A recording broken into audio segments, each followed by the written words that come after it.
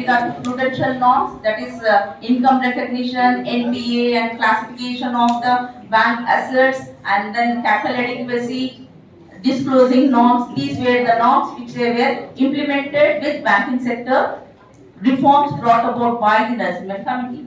Then amendment was made to the Banking Regulation Act 1949. Amendment has been made in the year 1993. As a result, new private sector banks have entered into the field in addition to the old private sector banks which were available in the Indian scenario. And we had public sector banks. They had to compete with old private sector banks with regulation. Again, new private sector banks have entered and foreign banks have entered. Therefore, there is a great competition among the banks, as they have to adopt the technology. That's what, please look at my hand right now. 1950s, credit card has been introduced. You all know about the credit card, a plastic card which has the name of the card holder, and then it has the card number, CVV and expiry date. The moment they go to the any selling point, that is point of sale, wherever they are purchasing goods and services, they can just swipe the card, and then merchant bank to merchants will immediately know as to what is the expiry date and then what is the amount still available to the credit of the customer, so that they can see whether they can make payment through the credit card or not. Earlier, they used to give the bill and we used to sign. All that is gone away now. Just they insert, we give the PIN, and then credit card can be used for the purpose of payments at the point of sale or online for making any utility bills or any payment what they want to make, they can do it. And the amount has to be paid. Credit card bill would come, 45 days credit would be given, amount has to be paid at the end of the expiry of the period, or before that full amount can be paid, or minimum amount has to be paid. They also mention what is the minimum amount. If minimum amount is not paid, then penalty would be there. Penalty charges would be very high. And then if they pay full amount, no problem, no penalty charges. And then the balance, if you are choosing not to pay the full amount, only a part of the amount is paid, all the balance interest has to be paid. That would be a very high rate of interest when compared to the loans what we take. And this credit card, credit facility is available. You need not have balance in the account. When we come to the debit card, which was introduced in the year 1970s, the difference between debit and credit card is, debit card definitely you should have amount in the account, only then you can make use of it. That means, in other words, it is the case of withdrawal of amount. That is the only difference between credit card and debit card. It is used as ATM card also. You can go to the ATM centers and then withdraw the amount. And this debit card and credit card has both have the name of the card holder, then the card number, CVV, expiry date, all those would be there with regard to credit card and debit card. Next. SWIFT.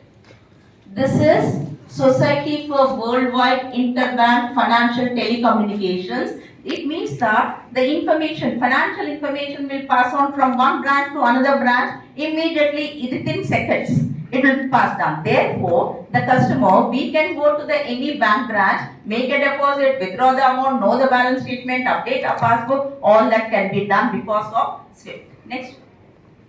ATM. HSBC was the first bank to introduce this ATM. In 1987 it was introduced, and this ATM, it means automated teller machine or anytime machine, anytime money. This various names are being allotted to this particular term ATM. You can withdraw the amount. Credit card also can be used to withdraw amount from ATM, but the charges, the interest to be paid on the amount withdrawn will be very high. In case of debit card, there is no interest because we are withdrawing our own money. And this ATM, you can go and then insert the card, give the PIN, and then take whatever amount. They do say prescribe certain limits. What is the amount with the extent of which you can withdraw? How many transactions can be done? All that would be specified. Next.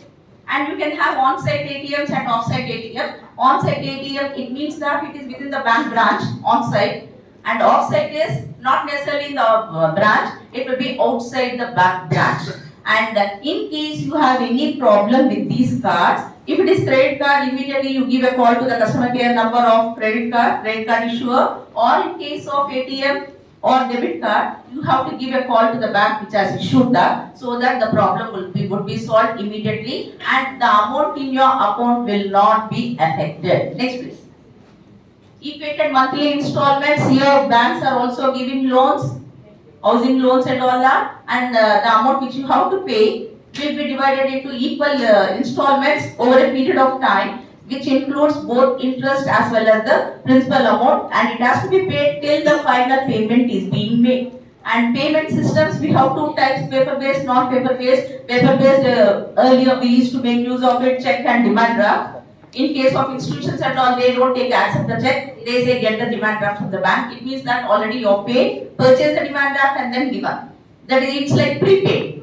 Whereas check is like postpaid, because you give the check, they take time to collect the amount. And in case of paperless transactions, you have electronic transactions, payments, ECS, electronic clearing system, your National Electronic Fund Transfer, then mobile-based apps, mobile-based systems like IMPS, immediate payment service, and ATM, you can withdraw the amount from that, automated teller machine or anytime money. Then card-based, ATM card or debit card, credit card, and you also have prepaid or smart cards and wallets. Wallets also are available. When you go for even RTGS is also electronic, but the difference is if you have to transfer large amount, huge amount, then not NEFT, but you have to go for RTGS, because in case of NEFT, maximum amount you can transfer is 10 lakhs only. Whereas in case of RTGS, minimum amount is, that is real time gross settlement. Minimum amount is 2 lakhs and maximum amount limitless it is. IMPS also, immediate payment service, that also maximum amount you can transfer is only 2 lakhs. So huge volume of transactions when you want to make large amount, definitely you have to go for RTGS. Next.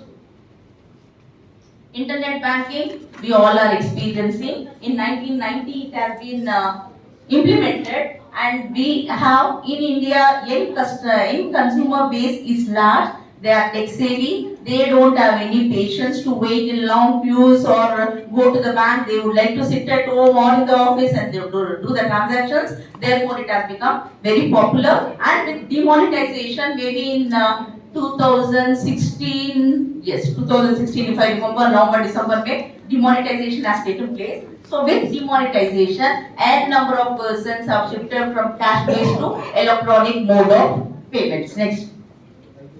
Digital revolution has taken place. From conventional banking, we have shifted to convenience banking. Anywhere, anytime banking, 24 hours, you can do it, provided you make use of the internet facility. And 1998, RBI has appointed a committee for computerization, and we have shifted to computerization with information technology, and with the introduction of standalone pieces, information technology has become the order of the day. Next. Banks have adopted core banking solution. This core, it means centralized online real-time exchange.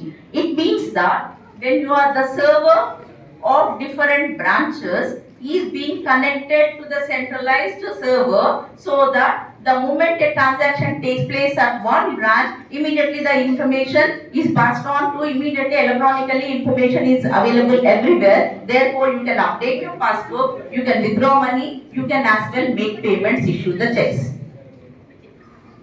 Then we have moved towards technology.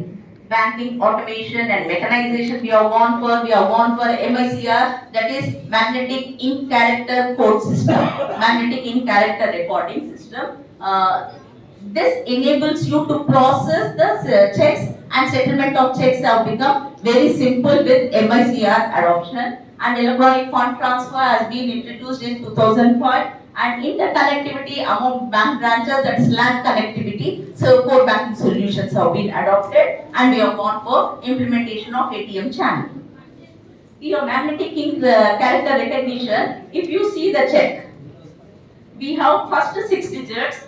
First 6 digit is what many people get confused as to what are these so many numbers. First 6 digits is your, I should say, check number. When they ask you to write the check number, the first 6 digits is the check number.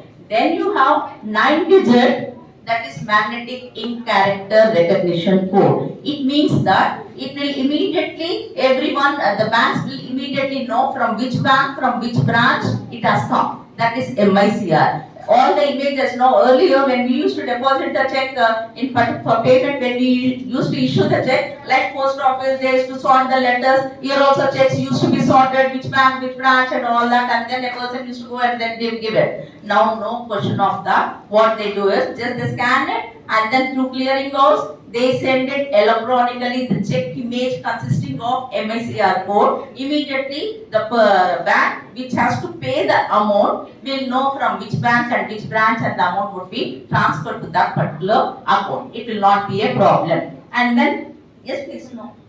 Then after MICR, you have 6 digits. That is your account number code. For each person, a checkbook will be given.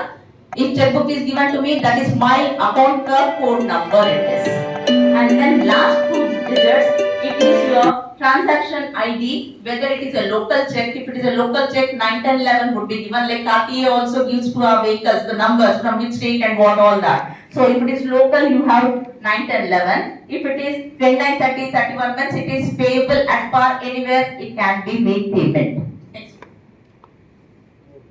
If you see in a nutshell, the technological milestones, in 1980 we have gone for mechanization where MICR has been